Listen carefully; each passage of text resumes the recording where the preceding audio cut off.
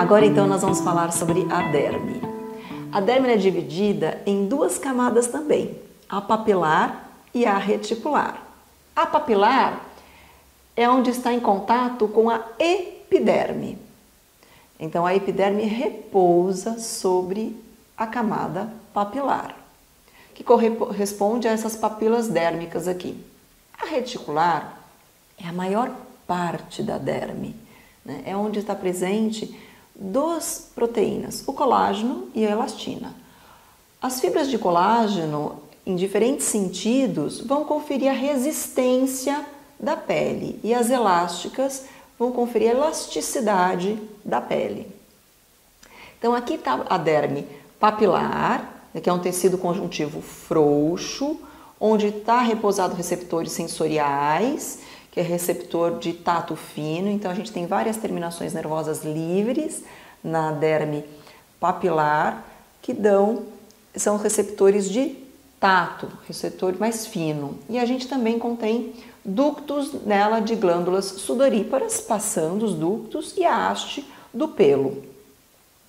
A reticular já é formada de tecido conjuntivo denso, não modelado.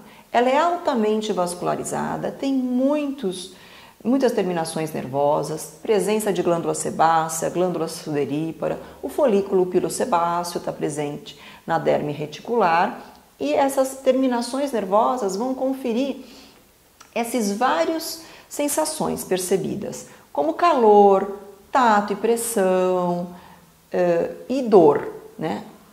As terminações nervosas de dor são terminações nervosas livres que estão mais na superfície, tá? Olha a nossa glândula sebácea. A glândula sebácea, ela está sempre ligada ao pelo, folículo de pelo sebáceo. Onde que a gente tem mais presença de glândula sebácea? Na face, no couro cabeludo e na região dorsal. Você imagina, a gente tem de 100 a 150 mil folículos pilosebáceos no couro cabeludo. Imagina quanta glândula sebácea está presente no nosso couro cabeludo, né? E essa glândula sebácea, ela secreta uma substância oleosa formada por ácido graxo, ésteres de cera e escaleno.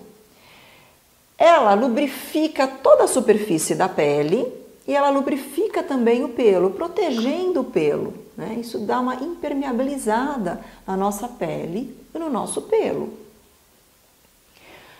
Olhando aqui, olha só nossa glândula sudorípara. A glândula sudorípara, ela parece um novelinho de lã. A glândula sebácea está ligada e ela secreta a sua substância aqui no canal pilosebáceo. Então toda essa secreção de sebo, ela advém e o pelo já sai lubrificado aqui. Essa glândula, esse sebo continua vindo aqui e ele vai para a superfície. A glândula sudorípara, ela secreta várias substâncias geradas pelo nosso organismo. Então, sais minerais, água principalmente. Qual que é a função da nossa glândula sudorípara e da nossa glândula sebácea? Uma das funções é formar um manto hidrolipídico, que significa hidrolipídico, hidroágua, lipídico, sebo.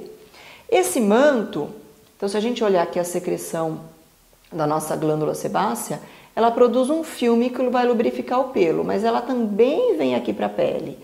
E a água produzida aqui vai ser retida pelo sebo. Lembra o seguinte, quando a gente coloca o óleo na água, o óleo fica por cima.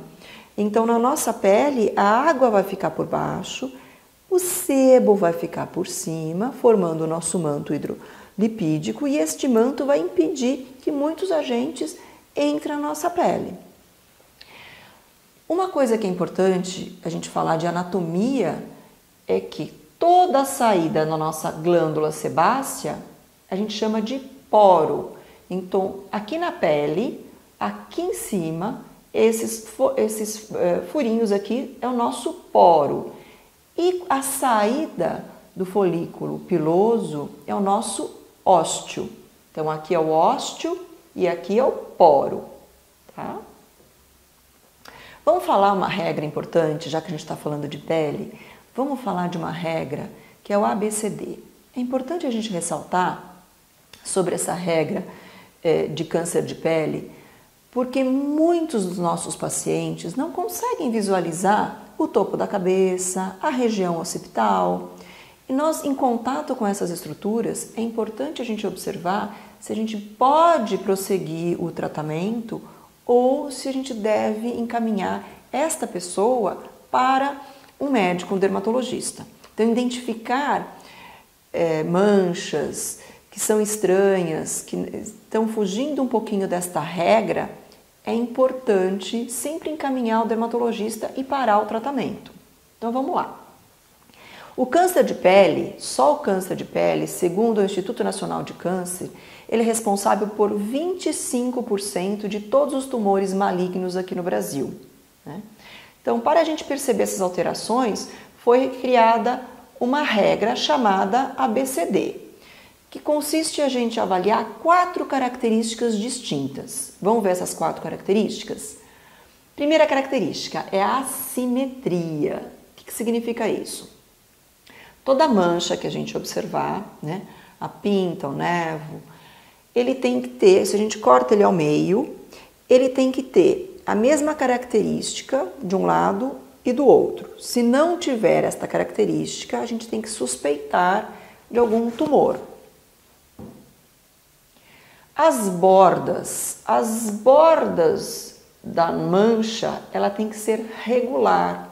Ela não pode ser irregular. Se ela tiver irregularidade, também denota suspeita de algum tumor. A outra regra é a coloração. Então, quando a gente olha a mancha, ela tem que estar numa coloração contínua.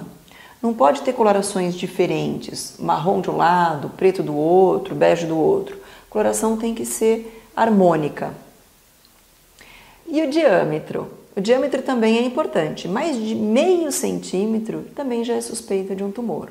Lógico que essas alterações elas têm que estar presentes, uma ou duas, mas 2 ou 3, para a gente suspeitar de uma tumoração. Então aqui a gente consegue observar direitinho. Então a assimetria, né, quando ele é benigno, ele é bem simétrico, quando ele é maligno, ele é muito assimétrico.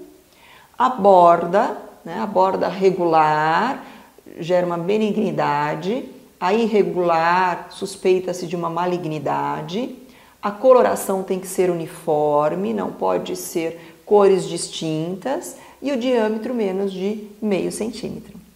Observe isso sempre no seu cliente. Qualquer mancha, qualquer suspeita, pare o tratamento e mande para o dermato.